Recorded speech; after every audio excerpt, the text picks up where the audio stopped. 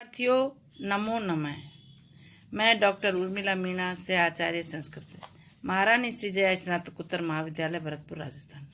विद्यार्थियों मैं आपकी पाठ्य पुस्तक श्रीमद् भगवद गीता के 11 श्लोक करा चुकी हूँ। आज मैं आपको 12वें श्लोक की व्याख्या कराऊंगी। 12वां श्लोक है न त्वम एवं न त्वम अहम जातु आसम न त्वम इमे जनाधिपा न चैव न भविष्यामि सर्वे वयम अतः परम।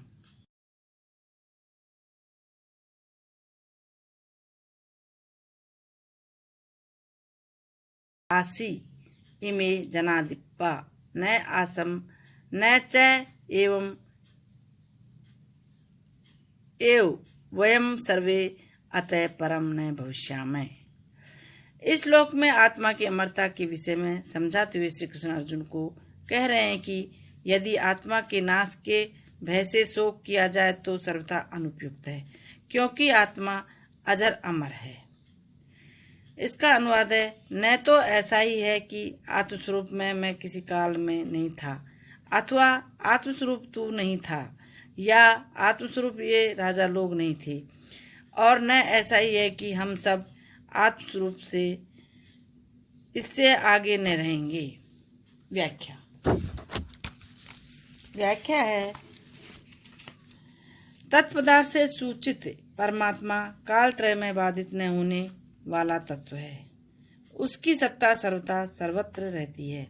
क्षत्रिय राजा लोग भी असत नहीं हैं, क्योंकि वे त्वम पदार्थ के अंतर्गत हैं। अतएव त्रिकाल में सत है। जैसे मैं वस्तु रूप होने से सत हूँ, वैसे ही ये राजा लोग भी सत स्वभाव वाले हैं। अध्यात्म दृष्टि से सभी शरीरों में आत्मा एक है, नित्य है, सर्वगत है। अज्ञान के कारण उनमें भेद कल्पित होता है। चाहे मैं श्री कृष्ण हूँ या ये क्षत्रिय राजा लोग, सभी परमात्म स्वरूप हैं, अज हैं, नित्य हैं, सर्वव्यापक हैं। सभी राजा लोग और मैं श्री कृष्ण ये सभी ब्रह्म स्वरूप हैं। दृश्य दृष्टा से भिन्न नहीं होता, अपितु उस दृश्य का दृष्टा से अनन्य भाव होता है। भोक्ता भोज्यम प्रेरितारम च मत्वा सर्वप्रोक्तम त्रिविधम ब्रह्म एतत् ब्रह्म एवेदम सर्वम। इन श्रुति वाक्यों से भी सबका सनातन भाव सिद्ध होता है। अतः तुम्हारे युद्ध करने से इन क्षत्रियों का कभी विनाश नहीं हो सकता। आगे है इसमें टिप्पणी में, यहाँ पर श्री कृष्ण अर्जुन के शोक के निमित्तों को 3 भागों में व्यक्त करके उसे उपदेश देते हैं। पहला है युद्ध द्वारा गुरुजनों एवं स्वजनों की आत्मा नष्ट हो जाएगी। दूसरा है युद्ध के द्वारा उनके शरीर नष्ट हो जाएंगे। और तीसरा है युद्ध द्वारा उनको मारकर अर्जुन अपने धर्म से च्युत हो जाएगा। श्री कृष्ण के कथनानुसार इन 3 निमित्तों से अर्जुन का शोक प्रयुक्त है। प्रस्तुत श्लोक में भगवान ने आत्म रूप से सबकी नित्यता सिद्ध करके यह भाव दिखाया कि तुम जिनके नाश की आशंका कर रहे हो, उन सबका या तुम्हारा हमारा कभी किसी भी काल में अभाव नहीं है। वर्तमान शरीरों की उत्पत्ति के पहले भी हम सब थे और पीछे भी रहेंगे। शरीरों के नाश से आत्मा का नाश नहीं होता, अतएव नाश की आशंका से इन सब के लिए शोक करना उचित नहीं है। समाप्त। विद्यार्थियों नमो नमः। मैं डॉक्टर उर्मिला मीणा से आचार्य संस्कृत महारानी श्री जया स्नातकोत्तर महाविद्यालय भरतपुर राजस्थान।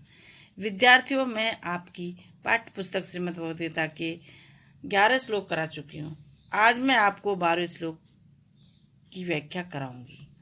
12वां श्लोक है न त्वम एवं न त्वम अहम जातु आसम न त्वम इमे जनाधिपा न चैव न भविष्यामि सर्वे वयम अतः परम।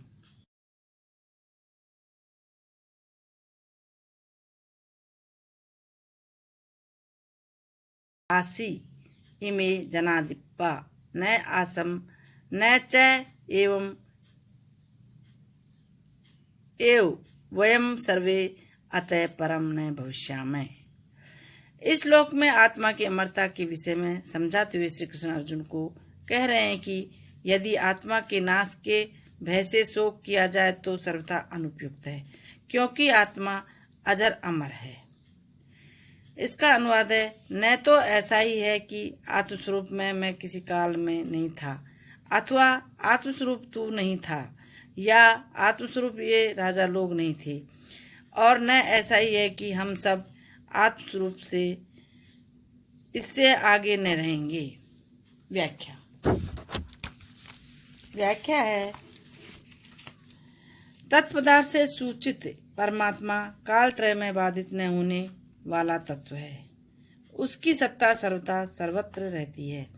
क्षत्रिय राजा लोग भी असत नहीं हैं, क्योंकि वे त्वम पदार्थ के अंतर्गत हैं। अतएव त्रिकाल में सत है।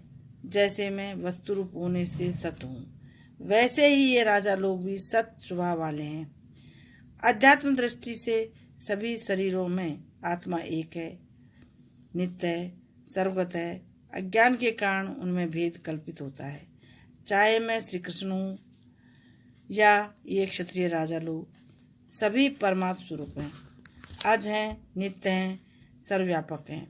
सभी राजा लोग और मैं श्री कृष्ण, ये सभी ब्रह्म स्वरूप हैं।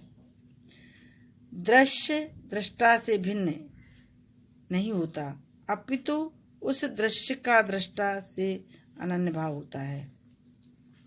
भोक्ता भोज्यम प्रेरितारम च मत्वा सर्वप्रोक्तम त्रिविधम ब्रह्म एतत् ब्रह्म एवेदम सर्वम। इन श्रुति वाक्यों से भी सबका सनातन भाव सिद्ध होता है। अतः तुम्हारे युद्ध करने से इन क्षत्रियों का कभी विनाश नहीं हो सकता।